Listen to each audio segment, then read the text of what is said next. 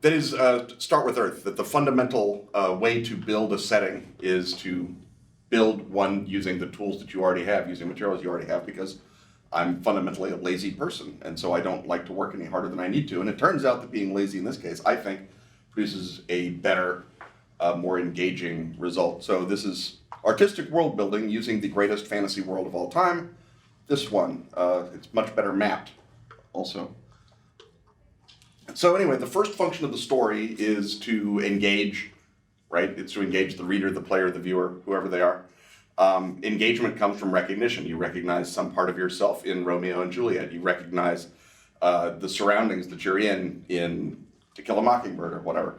But if you are going to engage, you have to have recognition. And how do you get recognition? Well, you can either spend 40 pages talking about Kragar the Lost and hope that everyone has read those 40 pages and cared at any point during those 40 pages, or you can say King Arthur, and suddenly everyone has an opinion. Everyone knows and recognizes King Arthur. They are excited to know about King Arthur, and when you say King Arthur was a vampire, now they really want to know. They want to say, how do you justify that? Where does that come from? And now they're asking questions about your setting. They're asking questions about your story that they wouldn't have asked if you'd said Kragar the Lost is a vampire. And they're like, I don't care, because I didn't care about Kragar the Lost.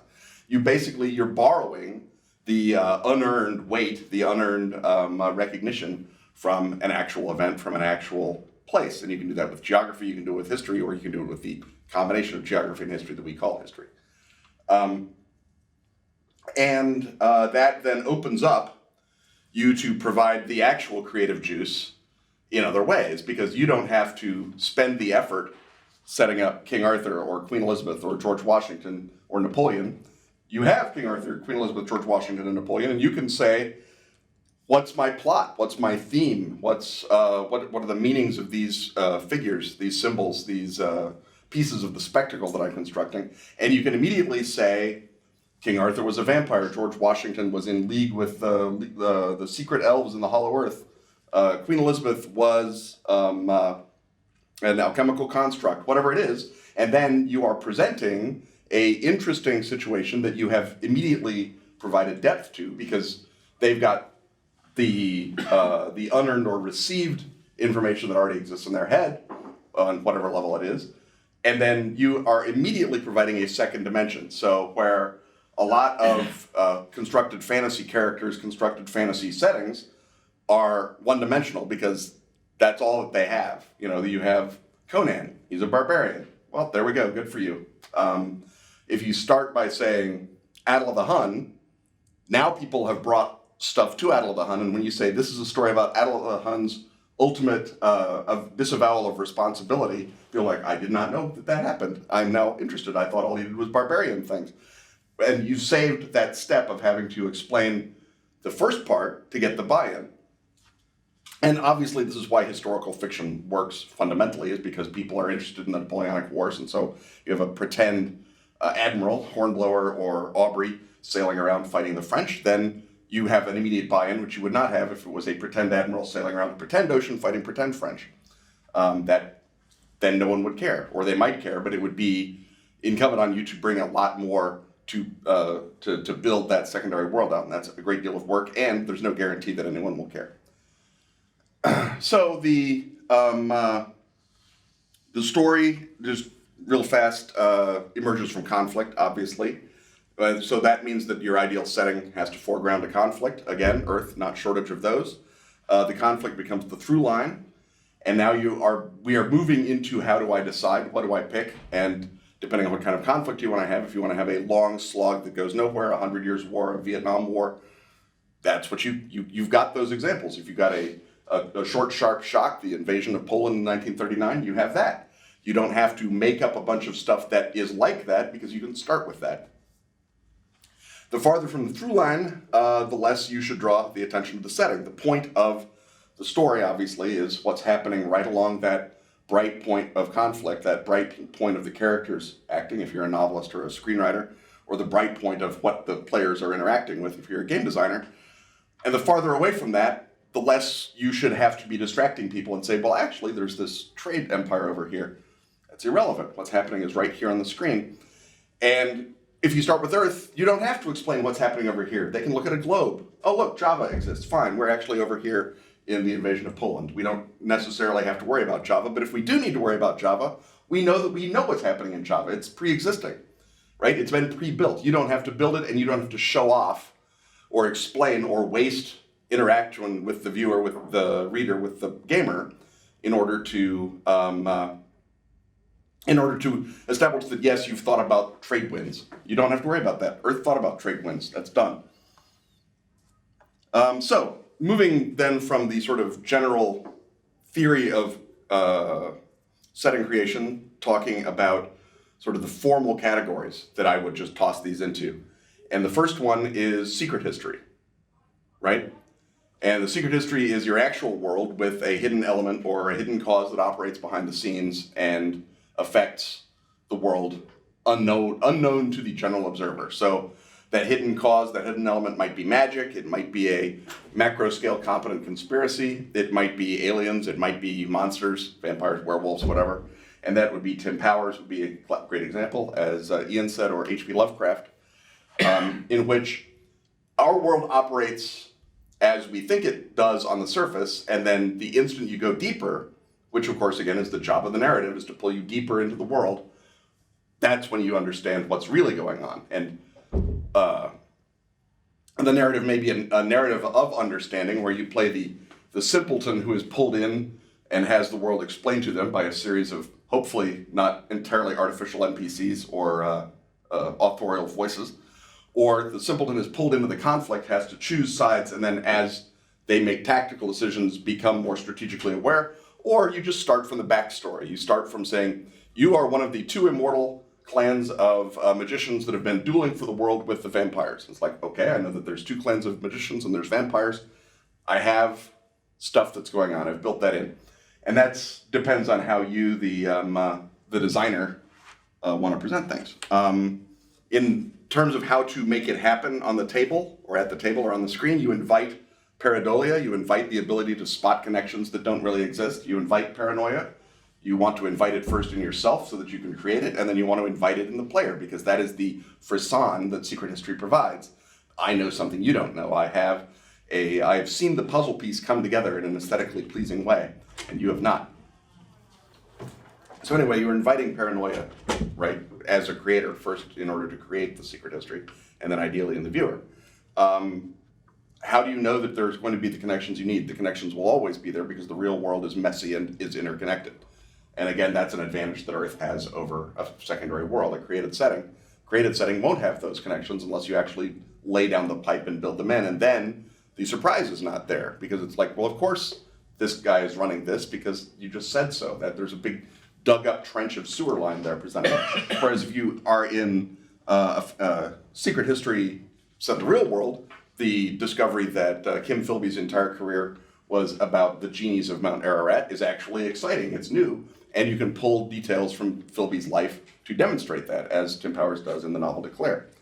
Once you have found your connections, you then rotate the iceberg of data to highlight them. Again, you're not lying, you are merely making sure that all the weird things that seem to have meaning but don't point in the same direction, namely at the viewer, at the reader, at the player.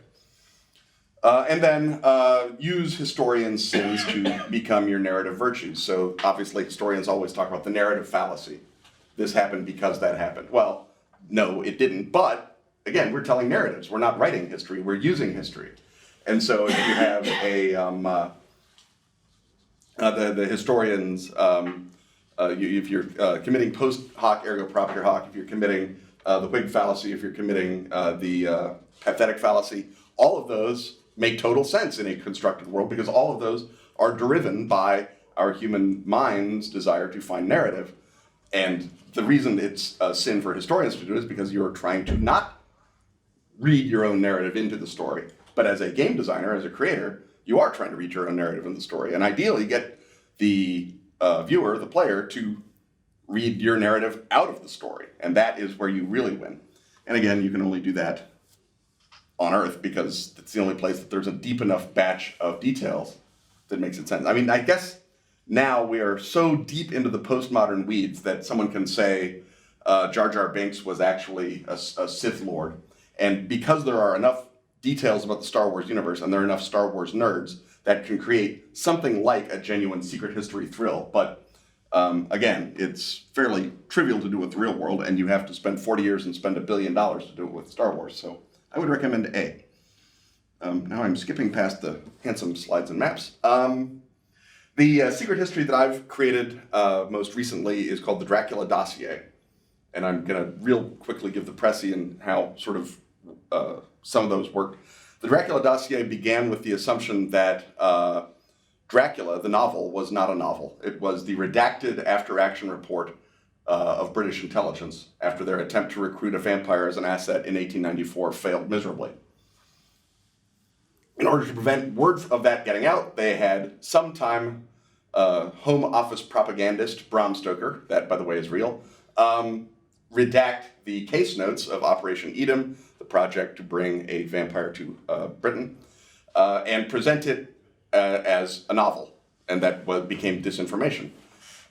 So I began with the assumption Dracula is real, and the secret history of Dracula, so it's a secret history of a novel, is that it was a British intelligence operation. So what I had to find out was British intelligence connections to Transylvania, to vampires, to earthquakes, because it turns out that Bram Stoker actually took out a scene at the very end of Dracula in which Castle Dracula is blown apart by a volcanic explosion. And there's a lot of stuff about earthquakes and seismology that gets cut out of the first draft of the novel in real history. And again, this is using that detail of Bram Stoker's weird obsession with seismography to drive the secret history, because there's some sort of vampire earthquake connection, and we're not sure what it is, and that creates an open space for play. In a novel, you'd probably want to hammer it down more thoroughly, or in a movie, you would. But in a tabletop game, in analog gaming, where story creativity is sort of the sine qua non, you don't necessarily need to do that. And then it turns out that there are major earthquakes in Romania in 1940, when, hey, coincidentally, Romania is sitting on the edge of joining the Axis, and maybe that's when they might have tried to move Dracula in or out of World War II. Another huge earthquake in 1977, so that's during the Cold War. You have the great John le Carré mole hunt era is going on in Britain. They have the spy catcher, not Robert Wright. Wright is the spy catcher guy who's going around accusing various higher officials of being the fifth man, and it turns out it was a different guy entirely than the ones that he accused. But the point is that the 70s are when you have this huge mole hunt, but you also have this earthquake in Romania, and you can draw parallels to those things, and suddenly from that one initial Dracula as a cover-up about a vampire recruitment, you now have a secret history of the Cold War in which it's actually all about trying to get Dracula on side. And now in the present day, you're saying, okay, given that we have a present geopolitical situation, if MI6 is still trying to recruit Dracula, what are they going to use him for now? And of course, the answer solves itself instantly, because Dracula, if he is, whether the novel Dracula or Vlad Tepes, spent his whole life fighting Turks, fighting the Turkish Muslim invaders. Well, if you've got a British intelligence apparatus that says recruiting a vampire is a good idea, it does not take a huge step for them to say recruiting him to attack Al-Qaeda or ISIS is a good idea. And that's where our present day comes from. And so then you look at all of the things that are going on with the Turkish deep state or with MI6 and CIA machinations in the Middle East, and all of it becomes about vampires. And it's surprisingly easy to do this. A colleague of mine, and more of a colleague even of you guys, named Rob McDougall, who teaches American history at the University of Toronto, does a program when he does historians retreats called the Committee to Identify the Vampire, in which he takes historians and he says, you've been assembled by the president or the prime minister or whoever as a committee of outside experts to identify the vampires that are were at work in history. Go. And so once you start putting out information, we all know what vampires are. The historians know what their area studies are. And you can start saying, well, this guy, this historical figure, was kind of a recluse. He didn't come out by day very often. He didn't eat a lot. Maybe he was a vampire. This guy had, weird family connections to Romania. Maybe he was a vampire. And I did some of that, of course, in Dracula Dossier, because it turns out, yeah, once you start looking for American CIA operatives who were involved in psychological warfare and had weird family connections to Transylvania, you find them. A guy named Frank Wisner, who set up Operation Gladio, turns out to have been dating a princess, a Romanian princess, who had a blood connection to Vlad Tepes. Nothing that I knew at the time, something I turned up when I was working on it, because the connections are always out there, because, as I say, history is screwed up. So that's the Dracula Dossier, which is my sort of most recent secret history. Secret history is one of the big areas that I work in because I do a lot of H.P. Lovecraft, Cthulhu mythos stuff, and the mythos is, of course, the great secret history that all human society, human religion, human activity is caused as an epiphenomenon of various monstrous alien beings that are turning over in their sleep. And that is a hugely pregnant and wonderful secret history to play with for decades and decades and decades so far. So moving out from secret history, you get to alternative history or alternate history or Uchronia, depending on if you want to be fancy. And that is the more standard, what if the Nazis won World War II? What if King Charles had won the English Civil War? What if one historical event had happened a different way? And that can be a battle or a war goes the other way, a major figure is never born or has a different career, scientific or technical developments are altered, they're sped up, they slow down. We went with steam cars instead of internal combustion cars, whatever it happens to be. Or, very popular now, a secret historical driver creates a divergence and maybe goes public. So there was a series of short stories by Randall Garrett in which magic got codified during the 100 Years' War, and suddenly magic replaces technology. And that is another form of alternate history, although purists give it the side eye. But that's where you're talking about your Man in the High Castle, you're talking about Randall Garrett, you're talking about Harry Turtledove, and presenting an alternate history, again, gives you a really quick buy-in, because everyone knows the Nazis, everyone knows the Confederates. They picked a side in a lot of cases, and so they're interested in seeing how do you change it. The way to build a convincing alternate history is to begin with the present and work backward. People who are doing it the first time say, well, if I want to change Napoleon and keep Napoleon around, I'm going to go back and I'm going to change the Battle of Waterloo and work forward. But the trouble is that that will damp itself out. You'll lose yourself in all the possible design, the decision points. So you start where I want. I want a globe-spanning Bonapartist empire. I want it to be ramshackle. I want it to be falling apart, but it's still recognizably post-Bonaparte.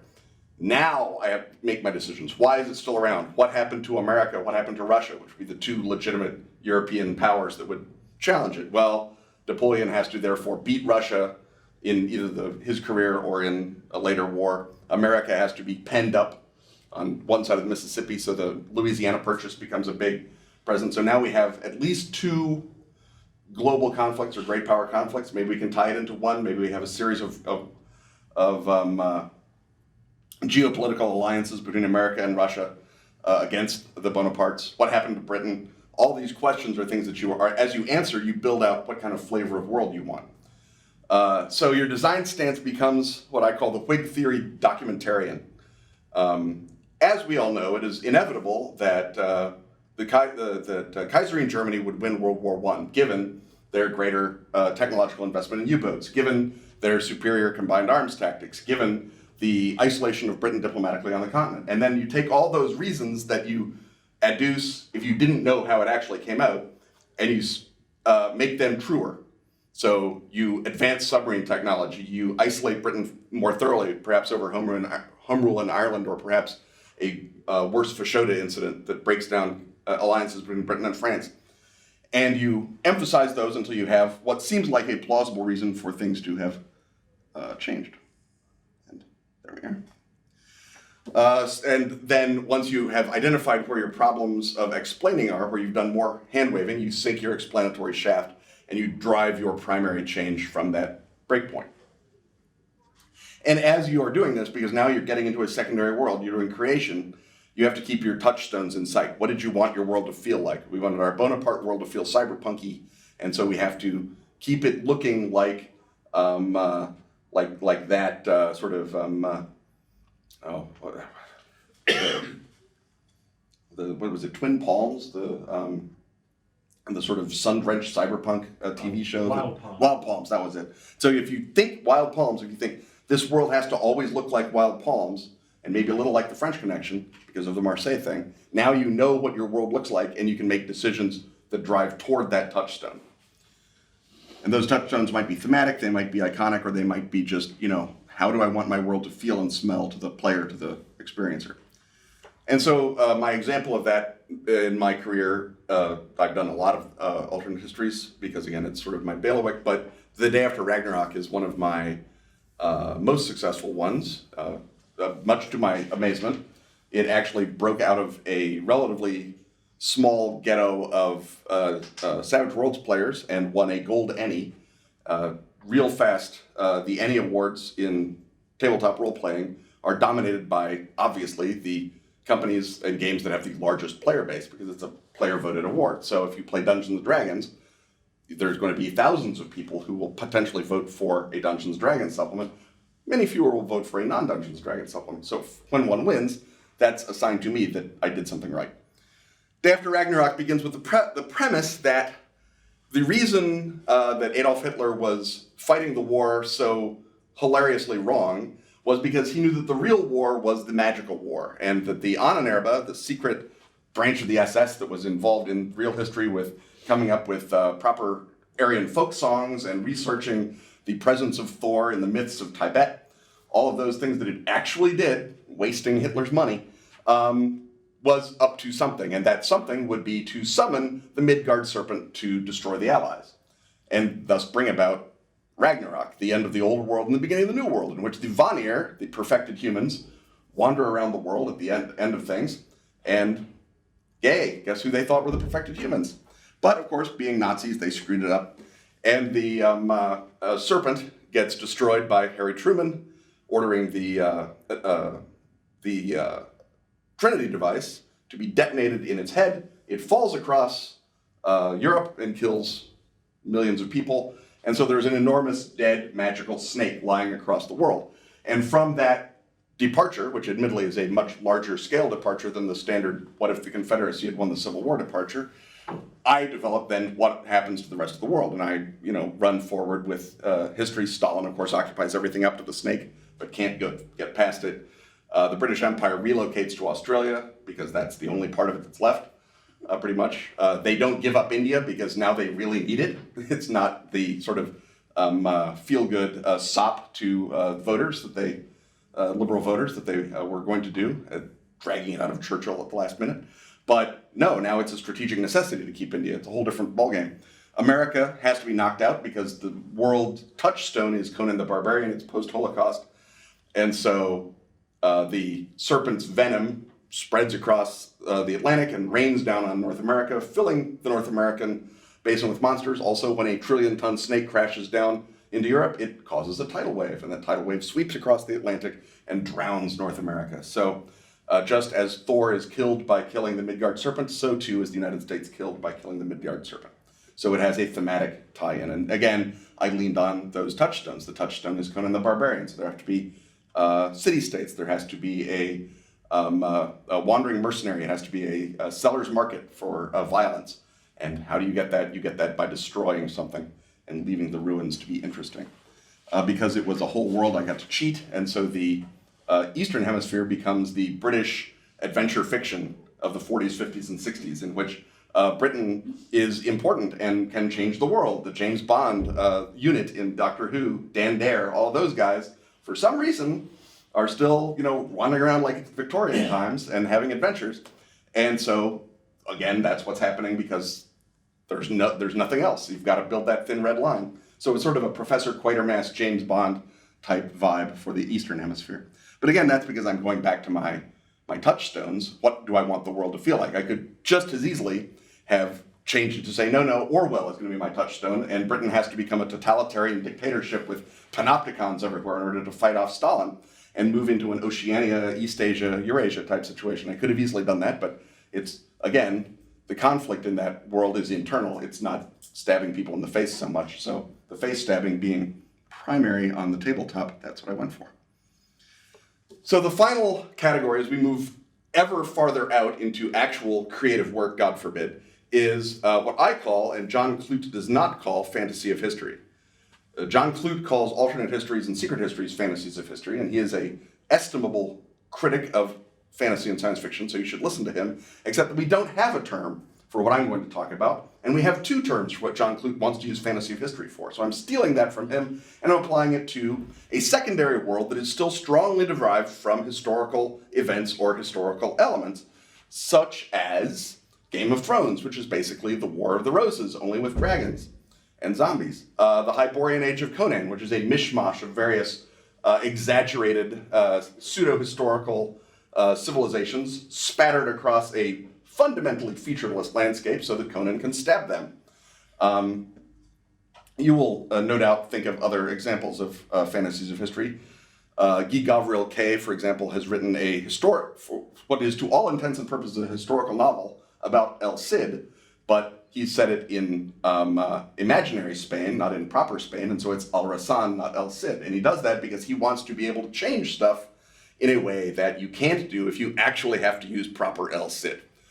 And so that gets into the virtues of the fantasy of history, and the virtues are transposition. You can move things from one place to another without getting into trouble. You can juxtapose things. You can put ancient Egypt next to classical Rome and say, oh, now I'm interested in what would happen, which you can't do in the real world. And you can exaggerate, which of course Robert E. Howard does when he makes everyone in Stygia evil and necromantic and sneaky and horrible, even though easily in sort of the Ayyubid Egypt that he's using as the model, only 50 or 60% of the people are sneaky and evil and horrible. You can get away with sort of that stereotyping for narrative effect. And obviously one hopes that one does it slightly less racially tinged than Robert E. Howard did. But you can use that exaggeration to really sell something about your setting. And what you are exaggerating, again, is a real thing that people buy into. So when you read Aquilonia in Conan, you have an immediate connection to Aquitaine, and you have a connection to Avalon. And those things blend together to make Aquilonia in Conan the Barbarian. Conan comes from Cimmeria, which is a real place, and there were real Cimmerians. And Conan is a real name of a real Irish chieftain. And the fact that he moves his Cimmeria to the frozen north and makes Conan Viking Irish Bronze Age barbarian just makes Conan richer. That's adding that dimension that I'm talking about. And you can only do that with a fantasy of history, because if someone tried to tell you that there was a real Conan the Barbarian who was the leader of the Cimmerians, you would say, that doesn't sound right. The Cimmerians didn't have a Celtic language base. Their names wouldn't have been Conan. It would have been something like Ogstrad or something, and that's a different guy. And so the fantasy of history's job is to do a historical story, but add things to it that you can't even get away with in secret history or alternate history. Game of Thrones is another example. He wanted to have Wars of the Roses, but he also wanted zombies in Scotland, and he also wanted Mongol Empire with dragons. And you can't really have the Mongol Empire and the Wars of the Roses. The timing is off, although you could have done it with Tamerlane if you wanted to work a little harder, George R.R. Martin. And indeed, I believe John M. Ford did exactly that, Wars of the Roses and Tamerlane in The Dragon Waiting, which I recommend. But he presented it as an alternate history. So a fantasy of history, in my view, moves toward doing so much work that you are beginning to actually have all of the disadvantages of a created world and fewer of the advantages. But the advantages that you still have are being able to get buy-in from other people as they notice that, hey, this is just the Wars of the Roses, and Lysanders and Starks are Lancasters and Yorks. So now I feel confident that I know what's going to happen. So when you're doing a fantasy of history, the previous design principles become more important, not less important, because you really have to be bolstering up the part you're making up. And so that means you have to keep in mind what your conflict is and what is your through line. You have to pay attention to that. You can get less far away from it than you could in an alternate history, where you can say, well, we know that Java's got a thing, and what would be happening in Java? You can't really ask that in a fantasy of history. The telling details that you get out of secret history, you have to foreground them more, because they have to carry more weight. You have to iceberg your research even more thoroughly, because you don't want someone saying, hey, if the Lysanders are the Lancasters, where are the Tudors? How come there's no Tudors? How can you have Lancasters with no Tudors? So you really have to iceberg that research deeper. You have to pre-position your explanation for the implausibilities of your setting more thoroughly, because people won't immediately gloss over, if you've got fantasy England conquering fantasy India, you have to answer the question of how in a way that you don't if you have alternate England conquering alternate India, or even historical England conquering historical India. And then also your touchstones have to really be strong, and you have to keep correcting course because once you're in a secondary world, you can just add something because you think it looks cool, but it's separate from the touchstone that you're trying to maintain. So you have to keep your touchstones in mind. So all of the discipline, all the hard work of writing gets more hard and more annoying. So why do it? You do it, like I said, because you can't do something on Earth. And the example of that in my work is something called Keylong, which is a setting for Lamentations of the Flame Princess, which is sort of a dark fantasy version of Dungeons & Dragons. It's a clone of the original AD&D system with one or two tweaks. But the goal is to provide weaker player characters with more horrible experiences. And that being the way that I was brought up, James Raggi knew that I would happily do something for him. And he has moved actually farther and farther into secret history and alternate history in his own publishing. Keylong is based on Cambodia. And it is based on Cambodia during World War II, or not World War II, during the Vietnam War. But you can't have Vietnam War in Dungeons & Dragons because Dungeons & Dragons is very dependent on a late medieval, early modern aesthetic. And so I took the notion of two incomprehensible sides fighting a war over a formerly rich land and moved it up into the fantasy genre. So they're these sort of arch-magi that are fighting the war. Keylong becomes this province of Cambodia, Sajavedra in my writing, that is poisoned by a misfire from one of their battles. One of their shells goes awry, lands in this country on the border, and poisons it and kills everyone. And the two guys fighting the war don't even know that they've done it. They barely even care. But little bits of their war have spilled over. And so I'm creating a setting in which you can look at what happens to the poor bastard who's on the sidelines in a real great power war. And you can ask that question in a D&D context, which ordinarily you can't do because there are no great power wars, really, in the early modern period because you barely have force projection, much less any sort of industrial screwing up system. I mean, if you really work at it, obviously, the Mongols managed to pretty much destroy the ecology of 3 or 4 different river basins, but the Mongols get punched a lot. So I wanted to do Cambodia because it's more interesting. So how do I do that? Well, I started by picking my geography, which was in this case Cambodia, or more specifically the Qelong province of Cambodia, because it looks like the sort of place that you would come to from over the ocean, which most of Cambodia doesn't because it's mostly landlocked, and then worked on what I needed. I needed a river valley because in Apocalypse Now you have to go up the river. That's how Apocalypse Now works. So I put a river in, the Keylong River, as it turned out. The names and the magic and everything else came out of Cambodian legend, changed just enough so that people who knew Cambodian legend couldn't call me on it. I had to iceberg my research more. And then presenting that great conflict of, given that we have this horrible war, you want to stay away from it because you're intelligent people. You need to move into the side effect part of the world. And what is that? And since I have the cause is this misfired spell, the MacGuffin is too weak a word, but the fundamental story center is the cylinder, the thing that fell out of the other war, and maybe you can turn it off, or maybe you can steal it and sell it to people and start the whole miserable process in some other province, but you got your 10%, so you don't care. And that is what I did with Keylong, was to use the fantasy of history to talk about Cambodia, to talk about other poor bastard countries during great power wars, but to talk about it in a way that allows you to play Dungeons & Dragons around it, as opposed to makes you roll up modern-day Kurds and have to fight a really depressing war in headlines that everyone's already tired of. So that's basically theory, form, and practice.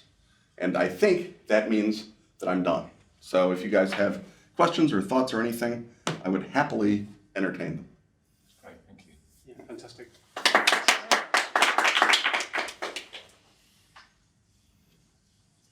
That's only being looked at.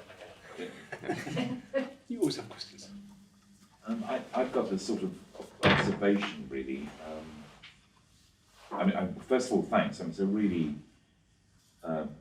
provocative, for me, as a historian, and particularly as somebody who's interested in kind of microhistory. Right. Yeah. You know, if I look at an old document from 200 years ago, I'm interested in the detail. Like the classified ads in an art journal. Right, yeah. Where do you go to? You go to the classified ads and find out that, Wild Bill Hickok is big in 19th century France, much bigger than, Than you would have thought. Than you would have thought, or the other kind of thing, big characters. So I'm hugely sympathetic to the kinds of the approach you're taking. I'm wondering just what your thoughts are about what this does to history.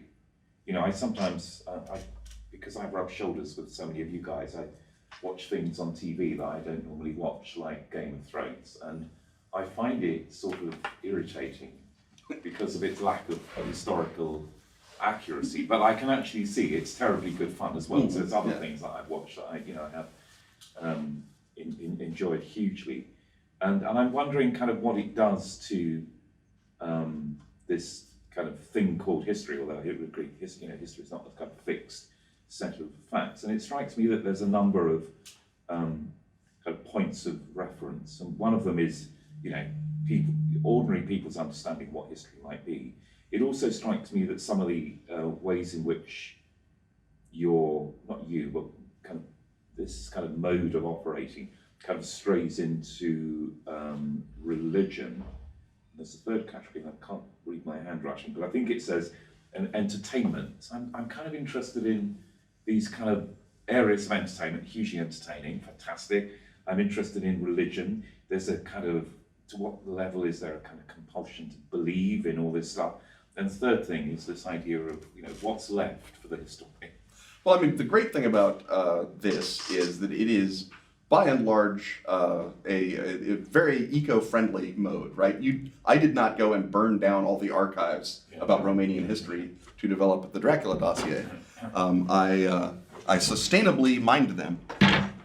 What I think that, obviously, with any historical work, whether it be straight up historical fiction or even works of history, you have to ask, what did that do to history? I mean, we all can think of many, many tendentious examples of genuine, academically respectable history books that have badly damaged, or at least, damaged is the wrong word, but distorted views of generations to come after. And, that did not necessarily stop in 1899. It keeps on today. So if you are doing your job as I see it, and this is an aesthetic preference, it's not a moral use case, whenever you're playing with history, you should play as straight with history as you can. I compare it to poetic form, right? If you're writing a sonnet, you can't just add a 15th line because you thought of a really good line.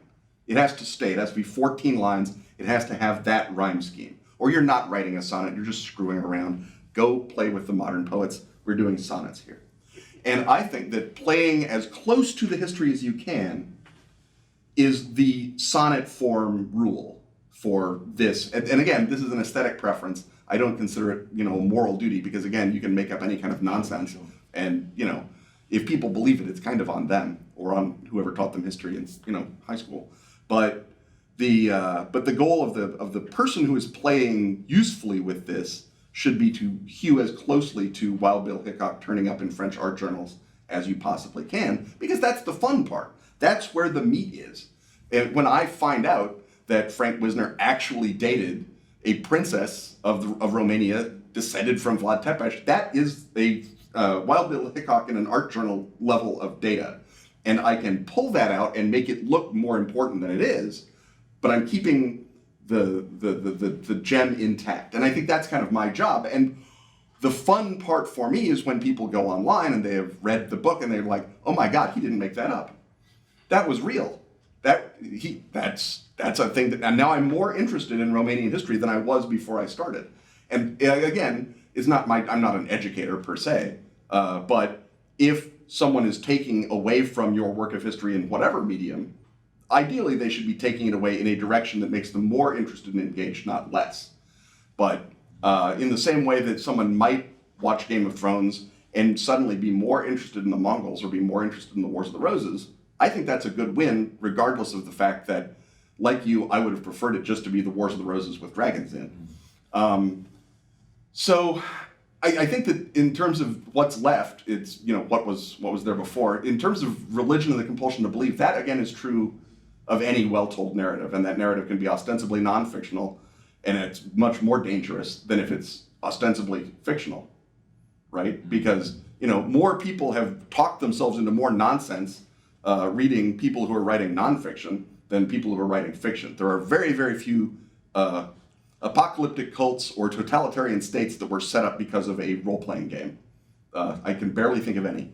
But people who based those things on economics textbooks or readings of national history, that's too many examples to really count. So again, the compulsion to believe is inherent in human nature, and to change that is not in my power, but to play with that and to allow it to express itself, and safely is the wrong word, but in the fiction direction, as opposed to the, oh, I believe this about the world direction, I think that's better. I think that, for example, let's take a really awful example, Sax Rohmer's Fu Manchu does less damage than an actual history book that purports to say that's what China is like. It's still not ideal, and one would prefer not to have to deal with Fu Manchu, the racially problematic aspects of it at least, although the part where the Chinese are mad at the British is possibly an educational experience for his readers. But I think that it's the urge to believe is more productively channeled into fiction, because that's the job of the fictioner, is to make someone believe for that moment that, Hamlet is real, or that Eliza Bennet is real, or whoever, right? And so you don't want to have a urge to disbelieve. That would be silly and off-putting. And then in terms of your question of entertainment, well, yeah, obviously your job is to make it entertaining, but I think that no entertainment happens without connection, and the connection comes from history because it's pre-weighted. Like I said at the top of the thing, I already have an opinion about Abraham Lincoln. I have no opinion about this guy you made up. And so I would like to have that experience of I would like to create that connection as easily and cheaply as I possibly can, because whatever I'm doing with Abraham Lincoln is the next thing. So Abraham Lincoln, Vampire Hunter, while a terrible novel and a worse movie, is inherently more interesting than Joe Average Vampire Hunter. And you can read other Vampire Hunter novels. Now Van Helsing is more interesting than Abraham Lincoln Vampire Hunter, but we are few of us Bram Stoker. So that's basically my argument about that. Could I come back on the belief thing first? Yeah. Is that right? I'm going to pick up on the narrative thing. Oh, okay, cool. Also directly connected. So, Yeah. so it keeps coming up in terms of scholarly works on play and games, that one of the core appeals is that pretense, that immersion into a fantasy world, but whilst fully recognizing that it is a fantasy world. So, for me, most of the people who are obsessed about games are actually much better at distinguishing between fantasy and reality than people who read The Sun rather than tabletop RPG books, for their fun. So, I think that there's enough academic backing for that in terms of scholars like Brian Sutton Smith, talking about that as a fundamental part of play. I'm sort of pretty happy that we're not too much at risk of creating a generation of people who really believe that Dracula is working for MI6 or Right. something. And again, I mean, you can certainly see sloppy history informing people's belief about history, but you can see that all the way through. I mean, you can see it on literally everything that is said, in historical discourse. I just wanted to pick up on that. My own background is journalism, so this question of this incredibly powerful human compulsion to impose narrative meaning and structure on what is essentially random events is a constant tension in journalism, because journalism kind of requires you to impose narrative shape on something that may or may not be meaningful. And so this whole issue, and I understand the historian's tension and discomfort with the idea that you're taking something real and you're abusing it, and the historian sort of go, you can't do that, that's not what really happened. But the fact is that the overwhelming majority of us know what we know about times other than our own through fiction, and sort of the joke line is, everything I know about the Roman Empire I learned from Asterix. But it's true. We are better exposed to fictional tellings and retellings and fictional constructs around historical events than we are to genuine historical events. And we remember them and we relate to them better because they have narrative form.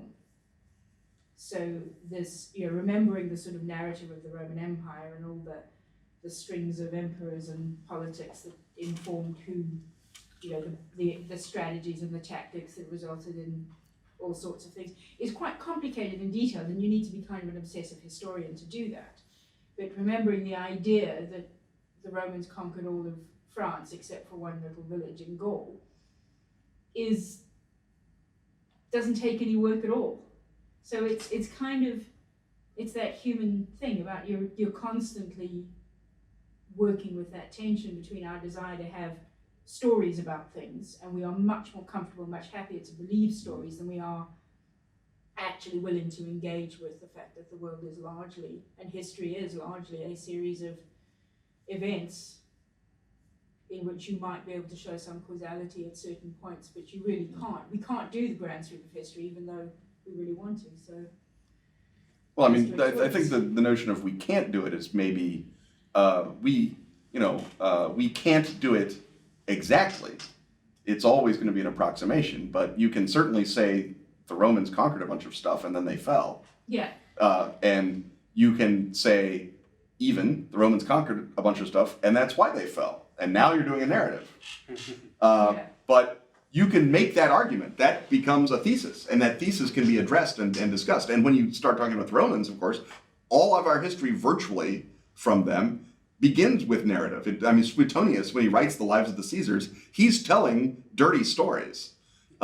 He's making sure that when you finish with his chapter on Caligula, you know that Caligula was the worst thing on 2 feet until you get to his chapter on Nero, and you're like, what? It got worse? That is Suetonius's narrative job, is to present this sort of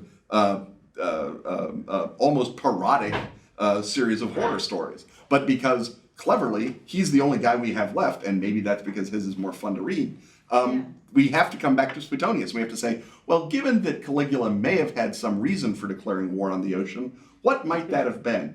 And if you're a real historian, you say, well, because maybe he was making a larger point about the role of the emperor it was a propaganda point, or maybe he's making an anti-propaganda point where he says we can't declare war on the ocean, so by definition your beliefs about my regime are groundless. But what I get to say is, oh, he was fighting mermaids or deep ones, or the actual god Poseidon, who was an alien who was crashed at the bottom of the Atlantic, and that's why Atlantis fell. And I can do all manner of fun things with it. But then someone who reads my book says, wait, Caligula declared war on the ocean? And that sets off that other story. So yeah, I mean, the compulsion to do narrative is always there. And I think that you can't do, I mean, the sort of the Annals school, right? Brodel did as good a job as anyone has ever done of doing a centuries-long history text with no narrative in it. But even he sneaks narrative in over and over and over again. And he so wants his book to be nothing but a list of grain prices, and it so never is. And at some point, you sort of have to give in and say, yeah, this is how we get people in the door, and what we do once they're in the door is kind of on us. But no one wants to read a collection of things that happened, one damn thing after another. People always want to say, why, wherefore. When you read France is big on Wild Bill Hickok, the fun part of that next part is, what would make France into Wild Bill Hickok? Why is that a big thing? What does that tell us about France then and Wild Bill Hickok then? And those are sort of the questions that you're asking as a historian, and it's that interrogative process that is attempting to bring human thoughts of narrative into the historical world. And what I'm doing is simply sort of the mirror image of that, right? So I say, Wild Bill Hickok is big in Paris because he is a tulpa. He is built by Tibetan magic. And now I have a thing that I can do, and I can explore that. And when I then come out and I put a little piece of a French art world study of Wild Bill Hickok into it, that adds depth, and that adds meaning, and that adds flavor. So that's just my, again, it's not much of a defense to say it's inevitable, but it is inevitable. It's it's an interesting response. Are there any great examples of fantasy world building that don't draw history? Well, I think that kind of depends on A, what you consider great, and B, what you consider don't draws on history. Because J.R.R. Tolkien, for example, the classic, the great secondary world guy, the guy who came up with the word secondary world, famously built his world based on philology, and to a lesser extent on folklore studies, folkloristics. And then to a much lesser extent, he gets to history because he's looking at it through the lens of epic poetry. What he wrote was an immense epic poem. He just wrote it in prose.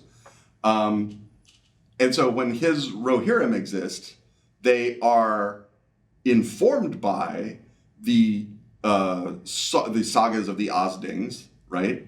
And the Ostrogoths and the Visigoths, but they are not Ostrogoths or Visigoths, right? So you can say, is Lord of the Rings a fantasy of history, or is Lord of the Rings pure secondary world? And I think that, as with most definitions, once you get to those boundary cases, it sort of flips. But people who are doing COD Tolkien, Thomas Covenant, for example, the Thomas Covenant Unbeliever series, that I would not consider great fantasy, but it sold an awful lot of copies. And I guess I think that are recognised as having created a strong fantasy world. Yeah. It isn't drawing from. I almost would have said history or Tolkien. yeah, right. I don't know. I can think of something overarching and grand that you might not get to do with. There's à la recherche de temps perdu, Proust. Yeah. You've got nothing happens. Mm-hmm. Well, I mean, it Yeah. does, but Right. the way in which nothing is extruded beautifully. Yeah, I think that with Proust and with modern literature general, that is so internalized and so much about the internal experience of character and reader, that setting almost, it doesn't vanish, but it recedes a great deal. I mean, you can look at things like George Gissing, and that has a strong setting because it's set in that London world that is gone. It was gone even when he was writing it, and it was certainly gone now, or Dickens. But so much of what's happening is interior that, in theory, you could have a fantasy that is interior and would therefore be unimportant as to whether the setting was drawn from our history or not. You can maybe make an argument that some of Ursula K. Le Guin's stuff is like that, right? Although it's not generally novel length. But Le Guin's fantasies, although they are drawn from the way history is constructed and are informed by some of her experiences in Eastern Europe, are not necessarily fantasies of history in the way that I would say Game of Thrones is even. I think that a lot of it is going to wind up being sort of deciding what is, too diffuse to count. I mean, certainly plenty of people would say, no, Game of Thrones doesn't count because there's dragons, and it's not a fantasy of history. And I would say, well, I don't know, that one seems pretty close. But I think it would be almost impossible to, as long as you've got human characters, yeah, or recognizably human, and of course not everything does, but to create a compelling, great narrative in a world without humans. But you can look at things like The Worm Ouroboros by Edison, or you can look at Alice in Wonderland, or you can look at The Nightland by William Hope Hodgson, all of which are great fantasies and are explicitly divorced from the real world because that's the whole point of them. And those are not fantasies of history unless you're going to deform the term out of meaning. But because of the impact of Tolkien, it's much harder to find those now. Because Tolkien not only, was a hugely influential writer on writers, he was even more influential on publishers because they realized you could sell a lot of copies of something with a sword on. But then there's an interesting question there, because if you look at Alice in Wonderland, one of the things about it is the world makes no sense. Mm-hmm. So it has Tolkien kind of conditioned us to expect the world to make sense, so that something like Alice in Wonderland, that's really just an interconnected, the world itself is just an interconnected series of vignettes of things. Would we not accept that now? Because the thing about Tolkien is that, he was the work of fiction where he created fan culture in a way. I mean, if you look back at Jenkins and his work, in fact, he makes this point about Tolkien being the genesis of fan culture because the world allowed the fans to play within it, because there was more to the world that he had created than what he had demonstrated. You'd have a very hard time creating, say, fan fiction in the Alice in Wonderland world because what else is there aside from those scenes? I mean, there's been an awful lot of secondary authors writing stuff set in Wonderland. There's a D&D module. Yeah, and you can certainly look at something like Oz, which makes not a lot more sense than Wonderland, but is a more coherent secondary world in the Tolkienian sense. Yeah. And again, is a fantasy of economics, maybe, but it's certainly not a fantasy of any kind of history. And I think that you can look, for example, at the Dying Earth stories by Jack Vance, right? That's a classic fantasy epic.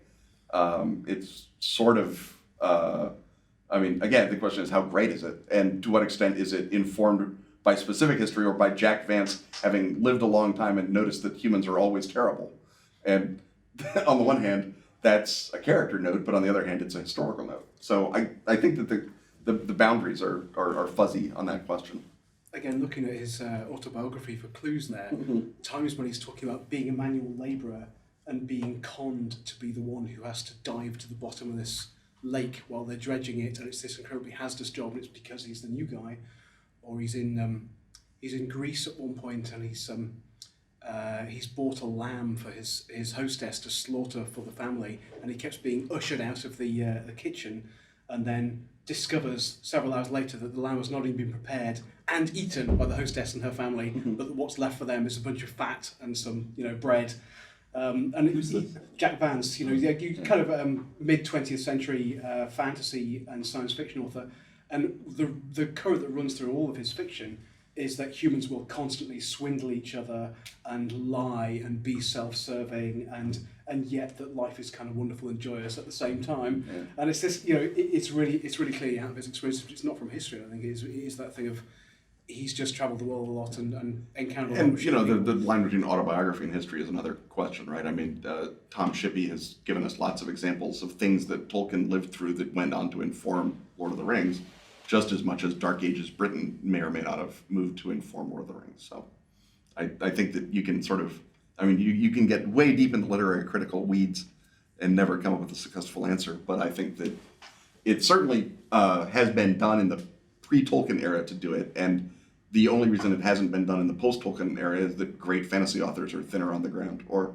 maybe not thinner on the ground, they're being drawn gravitationally into Tolkien's orbit or into urban fantasy, which again is explicitly fantasy that starts with Earth. So, I think Clark Ashton Smith, some of his stuff's got a real-world analogue, but a lot of the straight fantasies where it's just about some tribe versus some evil wizard or necromancer or something like that is pure fantasy. There's no real analogy at all. There's another example of something. Do you think you could, coming back to question that Megan asked, do you think you could do the same sort of thing with a kind of non-Gothic novel? That the literary forms that you're thinking about, it's really raising a set of very interesting questions, but they're all kind of overarching big narratives, and they have sort of they're peopled by recognisably Gothic characters. And I'm just wondering, could you do the same thing with a novel by Jane Austen, where you're dealing with little fantasy? Pride and Prejudice and zombies in the cinema near you soon. But that's different because that's imposing. Well, that's a mashup. There are mashups. I was going to ask you about mashups. I mean, but I understand the point you're making. What would happen? Could you do a narrative of manners? Yeah. What would happen if the crockery was different? Yeah. That could be really, Hey, really. what about someone like Jasper Fforde? There's I don't know if anyone. Well, Jasper Fforde is dealing with post the John Myers Silverlock, the notion that the fictive universe is as real as the universe. In terms of Jane Austen, there's an author named Mary Robinette Kowal who has actually got a series of Regency romances with magic in them, and they are Austen-esque. One hesitates to say they're Austen because Austen is Austen, and you just can't reach that. But that notion of a small change to the universe that has produced a slightly different feel happens with Mary Robinette Kowal, and then I guess the next level up, your alternate history, would be Jonathan Strange and Mr. Norrell, which is again a relatively constrained story, although it gets into the Gothic as the fairies' apocalyptic plans begin to come to fruition. But certainly the first third of that book is fairly low-key and small in scope. Blood in the Mist is a classic fantasy that is one village. And then there's the personal apocalypse, which is, again, half of what the Gothic is about. but something like The Owl Service, where it's, you know, it's informed by the history of England and Wales, but it's never explicitly about England and Wales. It's about a couple of kids that find a weird, creepy plate. And you know, if you look at, you know, what happens, nothing, but it's all interior, it's all what's felt. And hip horror is, I think, better able to do that than fantasy, because it is, again, a literature of experience and emotion in a way that fantasy is less so. But that's, you know, that's just because of horror. But again, I mean, there's someone, I wish I knew who, that says that all modern fiction is a subset of the Gothic. It's just, you know, a very, very naturalistic subset of the Gothic. But, you know, the Golden Bowl in Henry James is a Gothic signifier. It's just the only one in the whole frickin' novel. I think in terms of tabletop gaming and LARPs, you will get people who will say, I want to obsessively portray this era of history, including the manners and the social mores. And sometimes they want to add the Gothic to it. That, you know, that's quite common. Certainly in Britain, there's a Jonathan Strange and Mr. Norrell LARP coming up. There was a Pride and Prejudice and Aliens that did some mashup. And in the Call of Cthulhu community, a lot of the gameplay is about deep drilling into the mores of the 1920s, Jazz Age, you know, costuming, Jazz Age, what happens, you know, what happens socially in this circumstance. If someone was actually possessed by the great race of Yith at one of Jay Gatsby's parties, how would you know? That kind of thing. And you can see a similar level of very, very minute social history detail amongst fans of Ars Magica, which is a medieval Europe, only there are wizards setting. And there's a lot of very, very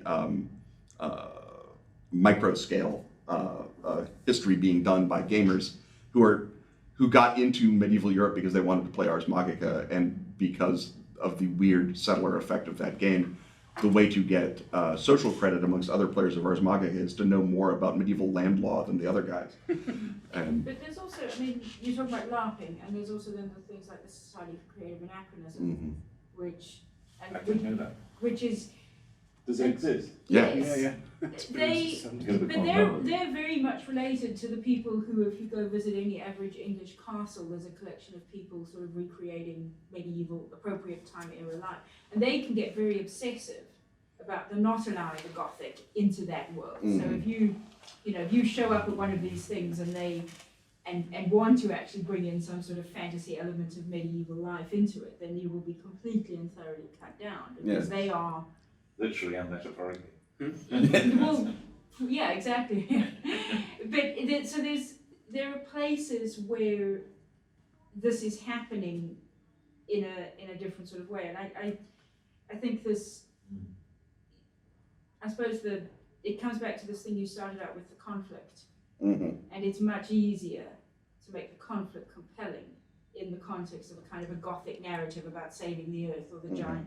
And again, it is to make it about whether or not the crockery is right. Yes. And again, if you are coming at it as a setting designer, which in tabletop is the designer's primary contribution, you can't necessarily come at it and say we're going to make games about small human decisions that your characters make, because you have nothing to say about those things as the designer. It's all going to be done by the player, and your job is to say, you know, in what social milieu do you make those decisions? And there are certainly plenty of tabletop role-playing games that look at, you know, trying to keep you as close to the life of a samurai or the life of a regency noble, or someone in the 17th century Paris, and set those boundaries around you and say, here are the social boundaries that you cannot cross, now go nuts. And that's, again, historically informed, because, again, that's where you can go and find out what fork you had to use if you were at King Louis XIV's court. And you can know that information, as opposed to have to make it up and maybe get it wrong, or maybe have it not fit in with any of the other details of the setting. And so my preference is for the Gothic, because that's just, again, I think my aesthetic choice, and it lets the designer put a bigger footprint on the world to say, oh, and I've also dropped the Midgard serpent across Britain, than to say, and also, Josiah Wedgwood had 4 kids, and so pottery is slightly different. You know, that's harder to charge people $20 to tell them. I would buy that novel. Yeah, right. And I'm sure that novel exists. Novels are a different, Sure. space. Oh, I watched that film. I was thinking on the novel front as well, and it was pretty much back to Megan's point. If people do come more to history through novels, then a well done, nuanced novel that gives a balanced and rich view of history is going to be an amazing asset to anyone who's interested in history. So, I mean, for me, the gold standard of that is the Flashman books. And strictly speaking, they're a secret history, right? Yeah, right. All historical fiction's a secret history. Yeah, because yeah. There was no Captain Hornblower, there was no Flashman, there was no, there was D'Artagnan, but he wasn't that D'Artagnan. One of the things I love about him, apart from the level of footnoting you get there, where you don't actually have to read 30 books about the Old West in 1848 because MacDonald Fraser had already read them and incorporated them in there. There's also that level of nuance where he's not going to, I'm thinking of Flashman and the Redskins because it's the one I read most recently. He's not going to take a stand and say, yes, the white settler was horrible, or, the Apaches kind of deserved it. He's not going to take that stand at all. He's going to portray humanity, warts and all, on both sides, and probably be running away from both of them, shot at, for most of the book. And I feel like I can get more out of that because I'm going to read it than I could if I had 20 of the books on the Old West on the shelf and just sat there. And it's interesting because I haven't really thought this through, but I will if I can. But it strikes me that every historian, any student starting history, should listen to you guys speak, actually, because I think what's interesting about it, you're not parading it. You're very careful not to present this as history, but it is stuff that buys cautiously and rigorously into history, and there's a kind of an awareness of a personal engagement in the whole process, which there most certainly is in any kind of historical undertaking, and I'm sure. I mean, again, when you open the map of Day After Ragnarok and you see the giant snake lying across Europe, that should twig people. Oh, right, this is not actual history. There's a giant snake.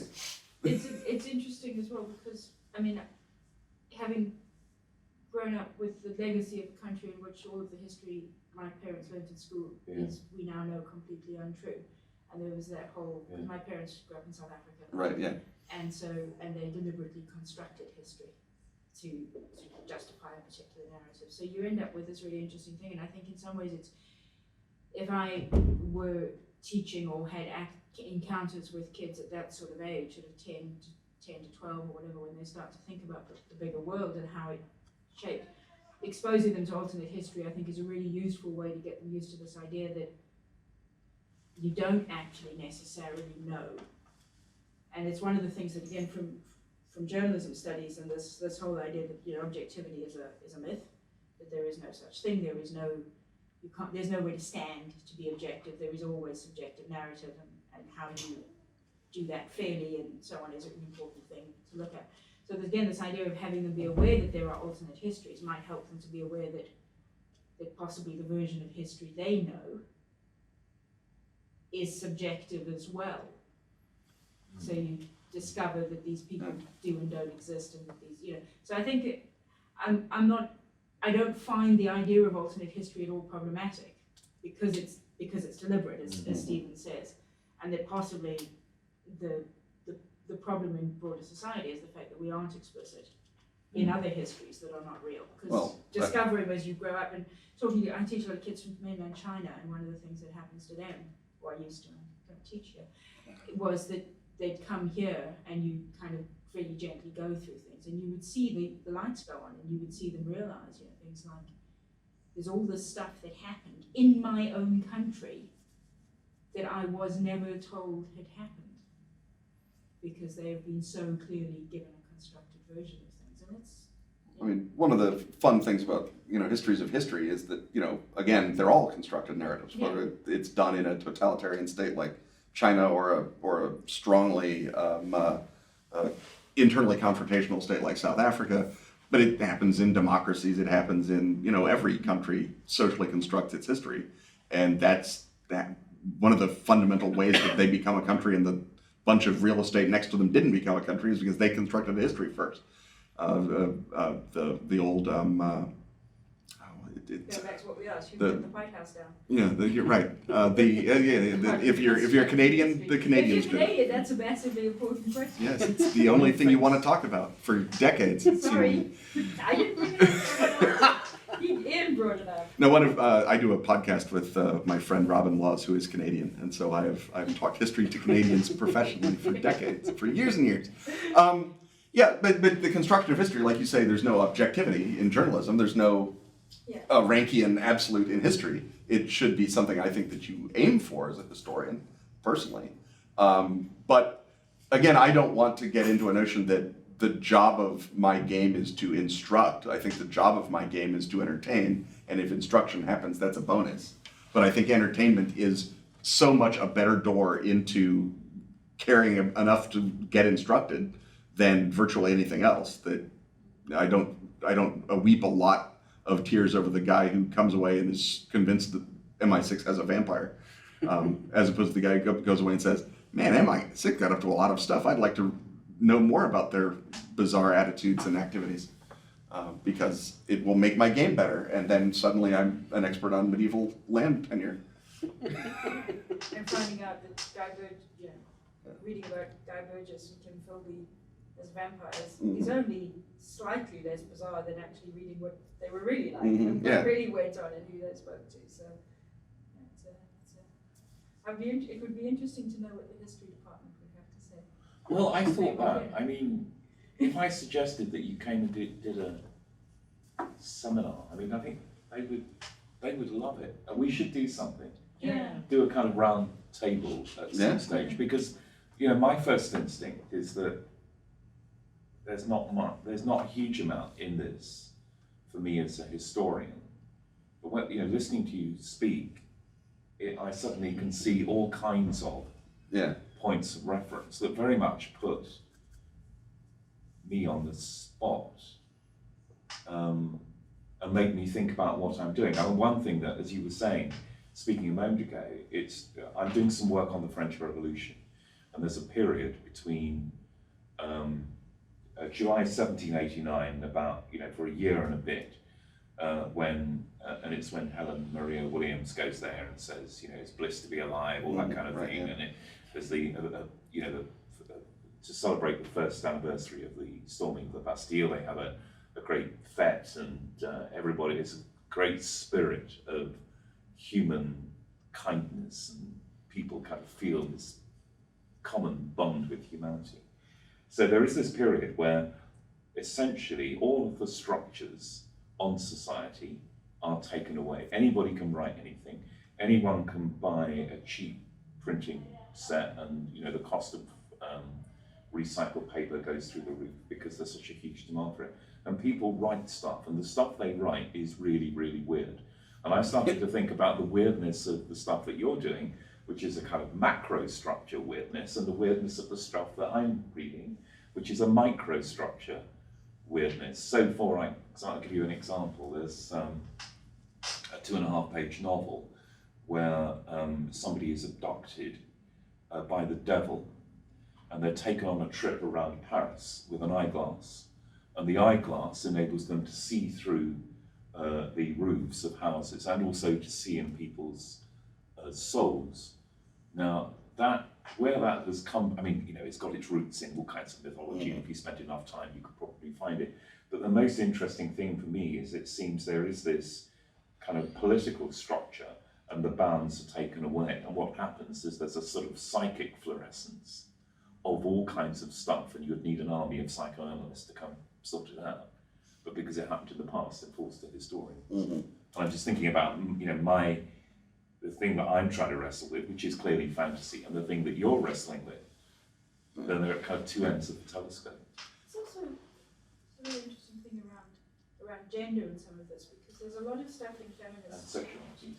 and feminist history, which has often been accused of becoming sort of fantasy in a way, because some of what feminist history tries to do is to construct narratives of female lives that simply don't exist. Mhm. Going back to this, we have no diaries of the lives of Roman matrons.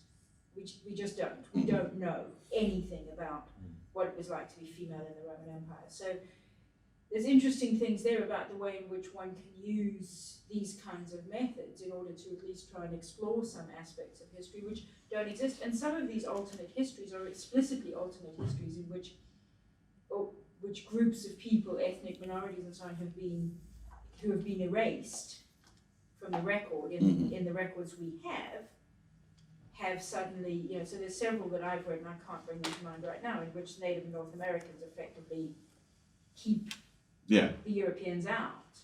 So there's an interesting social construct there in terms of why these things become popular at this time. And obviously this reflects a certain set of tensions around our awareness of the limitedness of our own history. But then also, it's an interesting way to explore things that you might not be able to explore. So there is no other way of accessing the lives of,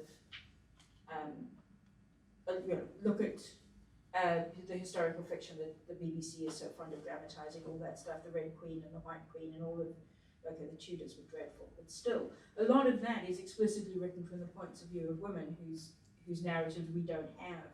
So there's an interesting thing there. So if you were doing a seminar, I think there's a whole range of other people in the humanities faculty who would, again, possibly not go, oh God, games and game construction, why would I care? But actually, there's all sorts of ways in which this ties in. I think they would love it because we've got several people working on the history of witchcraft.